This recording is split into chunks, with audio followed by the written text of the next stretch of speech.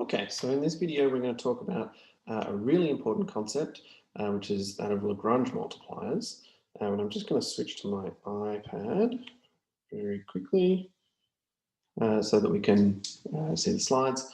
And so this is the thing about Lagrange multipliers is that it's constrained convex optimization with equality constraints. So the constraints that we have in our optimization problems are all equal signs. Now that's kind of a little bit easier than the inequality constraints. You know, that involves the KKT conditions, and that we'll talk about soon. But these Lagrange multiplier methods, it's something you might have seen before.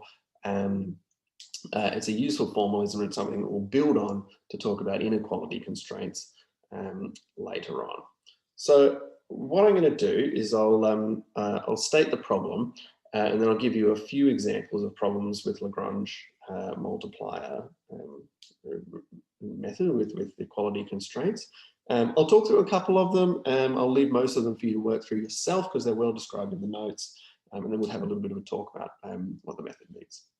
So here's the problem that we're trying to solve. So this is a constrained optimization problem with equality constraints. So you're trying to find the minimizer of some function f that's subject to the constraints gi of x is equal to 0. So that equals sign is important there, right? So that's the equality constraints, and you have to exactly match those constraints.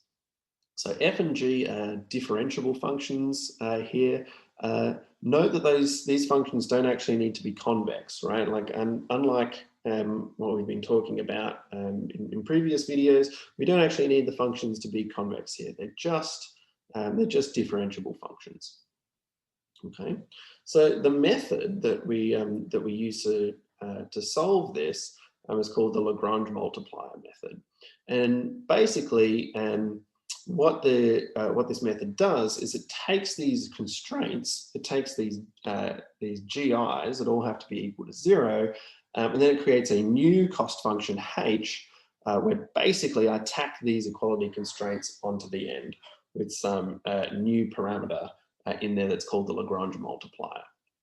Right, and so the idea of this is that if I'm trying to minimize this f of x, if I want to demand that these equality constraints are satisfied, so that each of these GIs of x is equal to 0, then I should be able to tack them on, and the minimizer of this function should be the same as the minimizer of the f function with these constraints here. So really, it's exactly the same problem. I've just added on my constraints into this cost function as an extra term. Okay, so here's an example of this. And so, you know, this is actually the sort of problem that you've seen ever since you've been doing differential calculus. And the Lagrange multiplier method is just a new formalism, a formalism for solving these things. So, you know, here's a classic example. Find the rectangle. I find the rectangle that has the maximal area given that the rectangle's got to sit underneath the square here. And so, you know, this is the sort of problem that you've done, you know, building a fence sort of thing. We have a slightly different constraint here. The constraint's not on the amount of perimeter that I have. You know, I have to have that these points sit on the edge of this line here. So, you know, you might expect, even without doing this problem, that it's likely in these sorts of problems that you're going to get, you know, the optimal solution is going to be something that looks square-like, right? Like the square of this area is, you know, we tend to like those sorts of solutions, and that's what we'll find here. Okay, so how do we do this? So what are we trying to do here? So the sides of the rectangle are going to be these distances, these lengths x1 and x2. And so the problem is we're trying to find the maximum area. So instead of maximizing the area, because in this course we like to minimize functions, we'll minimize the function x1, x2, that it's the negative of the area. Right, so we'll minimize that subject to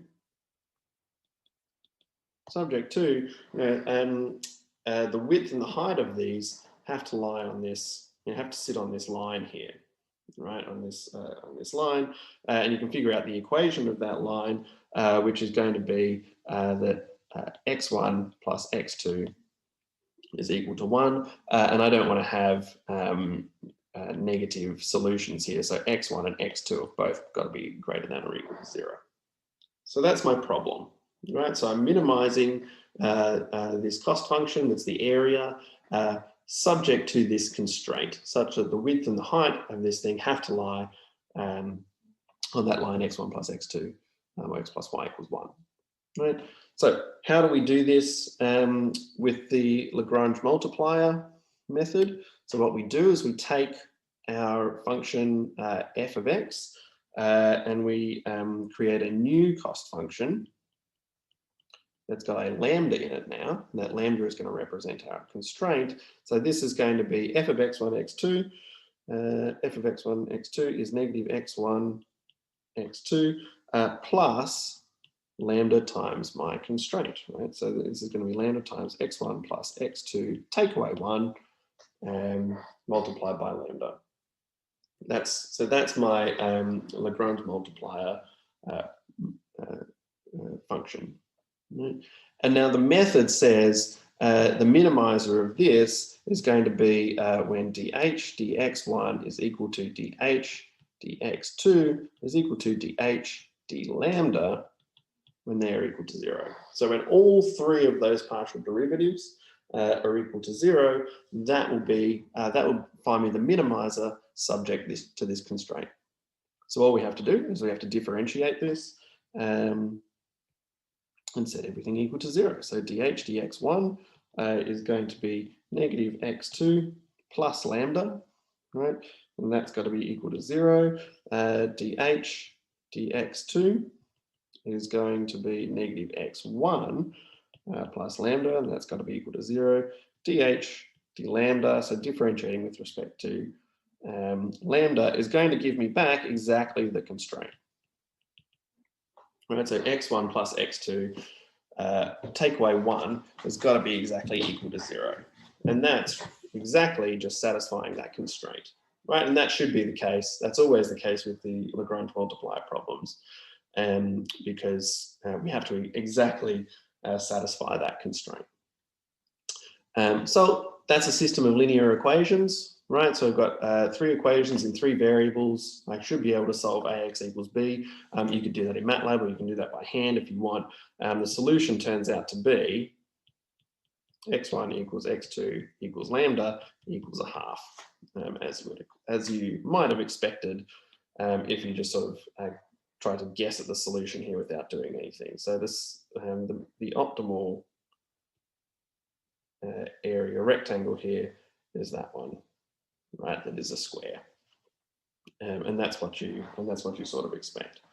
So what have we done here? I mean, this is actually the function. This is the cost function f of x1, x2 that we have been maximizing. So it's negative the function we've been maximizing. And this is the area function in this surface here, and this line. You know, that's my constraint. Right. So I was really looking for the maximum of this surface that lies along this blue line that I've just highlighted there. So that's why we find that point that's up there, and that's what the Lagrange multiplier method does for us. So that's how it works. So you can do other types of problems here. So you could say find the area or find the dimensions of the rectangle which maximizes the area inside this circle, right? So that's a little bit trickier, but it's the same sort of formalism, right? So we want to minimize in this course. So we'll minimize the negative of the area. So that's still x1, x2, but my constraints now is a little bit more complicated, right? It's not a nice linear set of constraints. I now need that this rectangle, the edges of it lie on this circle. So x1 squared plus x2 squared has got to be equal to 1, right? Because I've got to lie on this circle. Where the edges have got to lie on this circle. And so that's the problem with its constraint. And so what we do is we write down the same sort of thing. So we create this new function h, which has got my f of x. So that's the same as that. plus lambda times the constraint. So those two things match up. So when this function is equal to 0, I've satisfied that constraint exactly. So you know, that's a little bit more algebraically complicated to do. You're not going to end up with a system of linear equations now, because dh d lambda is going to have x1 and x2 squareds in it. But the same approach sort of works. You know, you can still work this through and come up with the solution, and you get a square again. Becomes a little bit more complicated if instead of a circle here, I make this be an ellipse. So if I divide by some a squared and some b squared here, and make this, you know, become an ellipse, you can have more fun with that. That's worked out in the notes, and so you should make sure that you go through the notes and you try these yourself. Try to figure them out. Check the answers from the notes and go from there. And that's how the method works. I'll leave you to look through these things yourself. So finally, you know, this is a more general method, right? Like if you think back to these problems, like you kind of knew how to solve at least problems like this from high school. You didn't need a Lagrange multiplier method to solve this, right? Because you could have figured this out using sort of high school calculus. But you can do much more complicated problems. So here's a relatively complicated optimization problem. So maximize some volume subject to some complex set of constraints. So I've got two constraints here, two things that need to be satisfied. So what we do is exactly the same formalism, right? So we take the thing that I'm trying to maximize, I convert it into something that I can minimize instead, and then each of my constraints go into that cost function with a lambda1 and a lambda2. So the second constraint fits in there, and I can put in as many constraints as I want.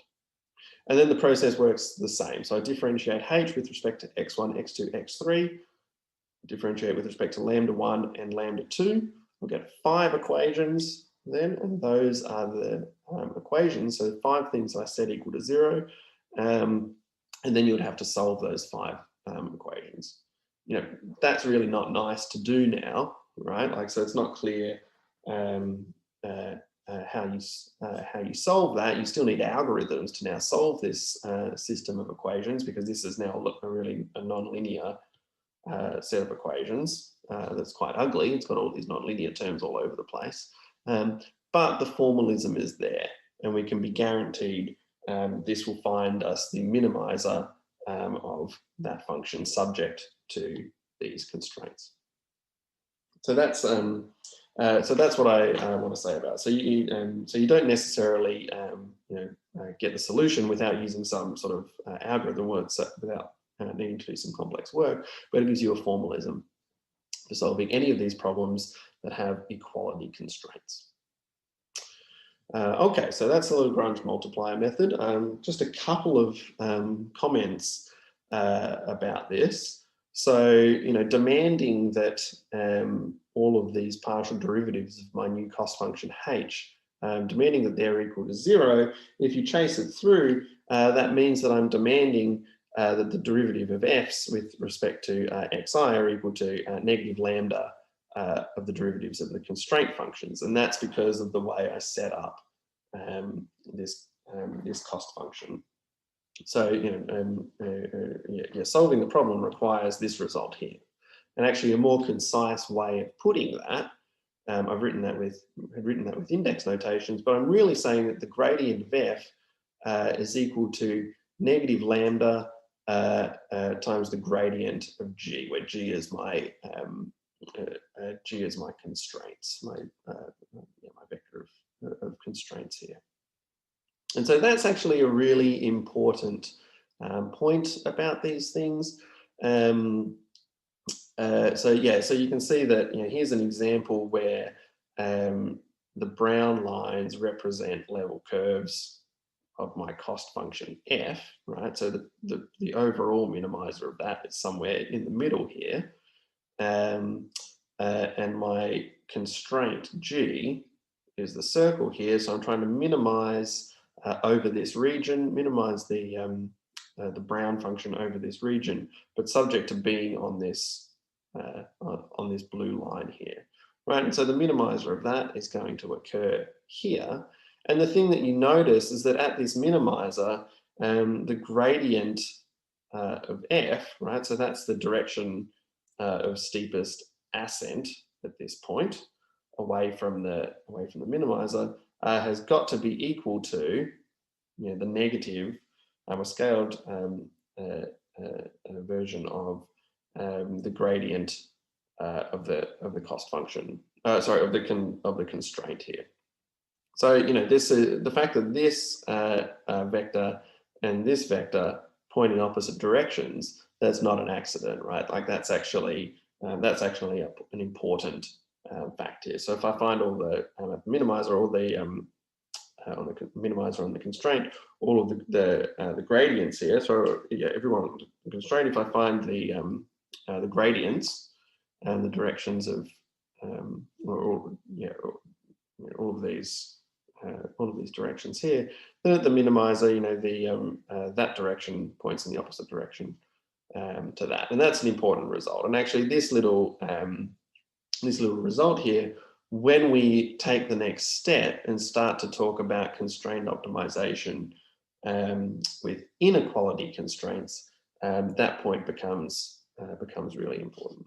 So that's all I'll say about Lagrange multipliers. What I want you to do is I want you to go and check out the examples that I've just shown you in the notes and work through them yourself and check the work solutions that are in there. So make sure that you can do all of those processes.